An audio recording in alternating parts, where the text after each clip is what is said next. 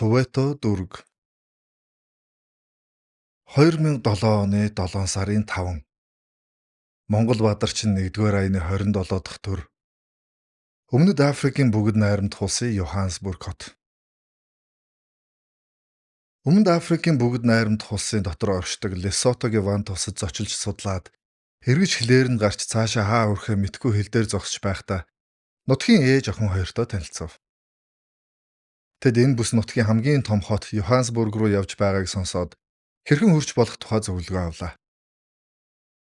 Намайг Өмнөд Африк руу явж байгааг сонссон хүмүүс Йоханнесбург хотын Soweto дүүргээс холуур байхыг зөвлөж байсан ч тэд Soweto-д амьдардаг болохыг нь мэдээд очиж үзэхээр шийдэв. Soweto буюу South West Township гэдэг баруун өмнөд дүүрэг нь Йоханнесбург хотын захын том дүүрэг юм. Манайхаар бол Баян Өшөө гэж болно. Йоханнесбургийн нийт хүн амын 60 хүртэл хувь нь амьдардаг тус дүүрэгт урд өмнө хар арьс ядуучуудыг хүчээр байшуулдаг цөлгийн газар байсан гэдэг. Харин 1994 оноос цагаан хүмүүс төрийн удирдлагаа алдаж апартеид буюу хүмүүсийг арсны өнгөөр ялгуурлах үзэл эсэс болоход арай усгоотой Африкчууд нь тэндээс нүвсэн гин.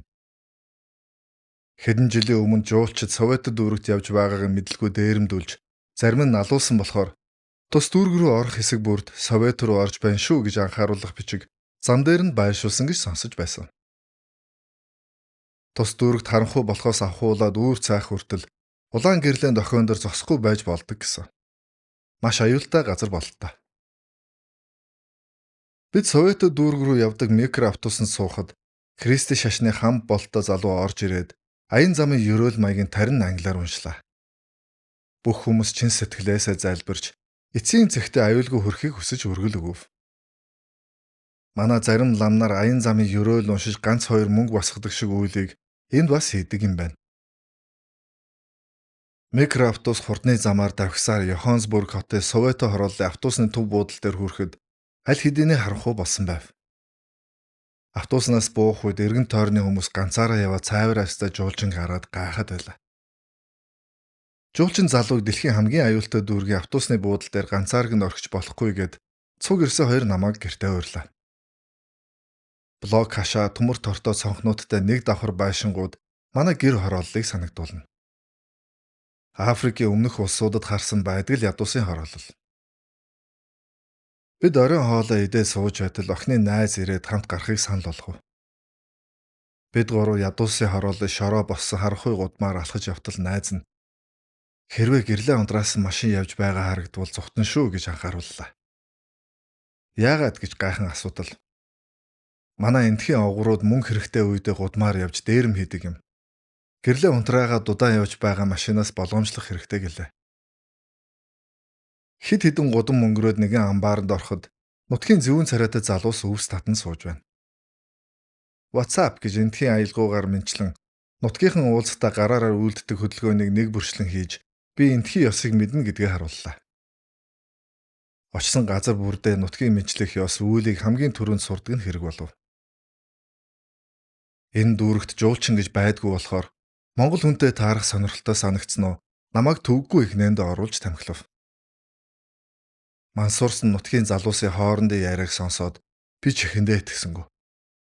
Дээрэм тонуул хүмүүний аим тасалж амьдралаа залгуулдаг тэд өөрсдийн хамгийн сонирхолтой адал явдлаа надад гайхуулан ярьж гарав. Бүүт гэдэг сөөнг холоотой залуу. Би өмнө нь баарны хамгаалагч хийдэг байсан. Байнга согтуу хүмүүстэй зодтолдох хэрэг гараад ядаргаатай ажил санагцсан. Тэгээд дээрэм хийх нь хамаагүй ашигтай гэдгийг ойлгосон юм гэв. Хоосон герт баахан дохиолол асаж мөнгө хаана байгааг олох түүхтэй байдаг болохоор бид айл уухын тулд эцдэг нь гэртээ ирэхийг гадаа нуугдаж хүлээдэг.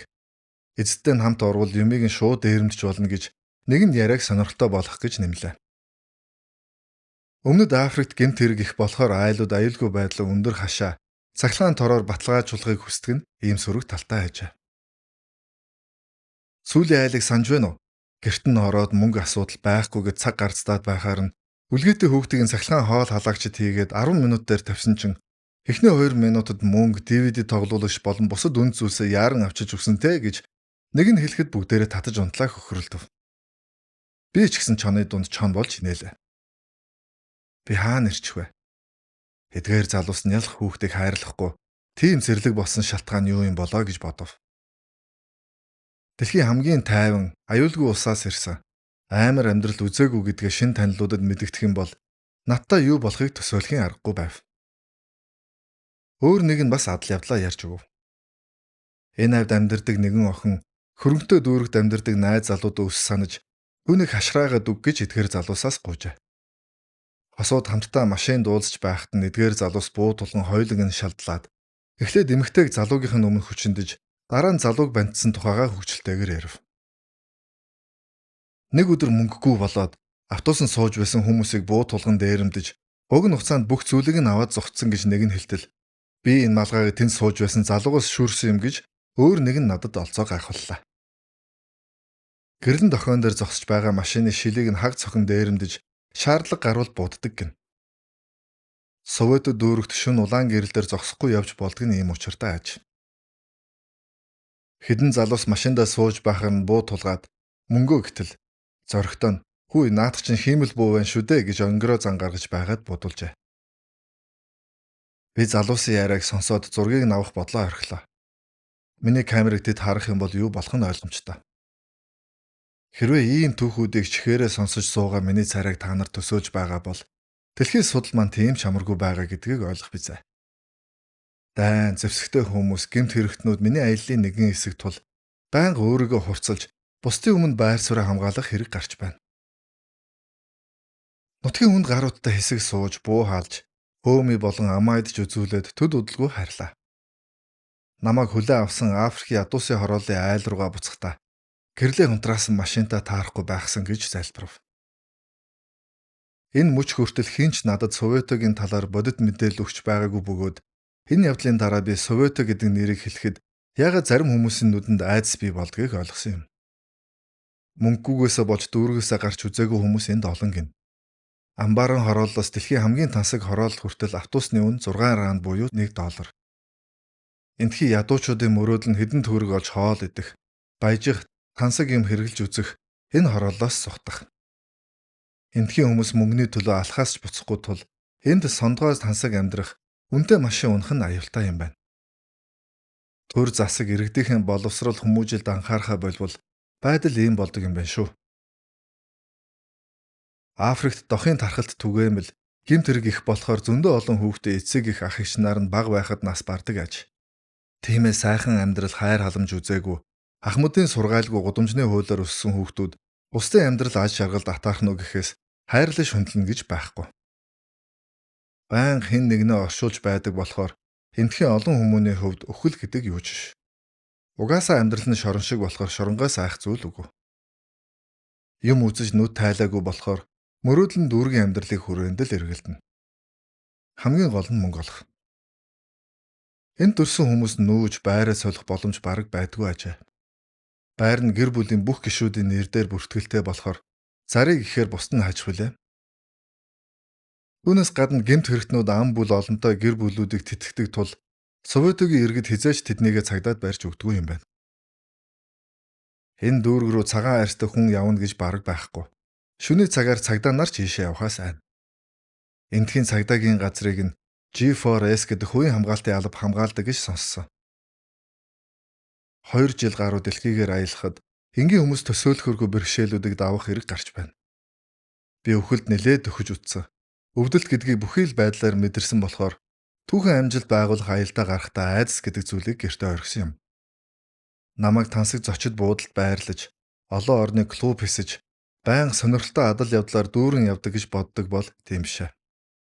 Зарим үед огт хүсэхгүй зүйлүүдийг олж мэддэг тул тэр нь миний цаашдын амьдралд яаж нөлөөлөхийг төсөөлшгүй. Манад 90-ад онд байсан Траншених гэдэг хүүхдүүд юу болсон бэ? Гэр бүлийн хайр халамж үзээгүй тэд үзэн ядалт уур хорслоо бусдад нийгэмд гаргах аюултай. Төрийн насанд тэдний мэдээлэл нэрс байдаг бол хаана амьдарч байгаа, юу хийж байгааг судалж тэдэнд туслаасаа.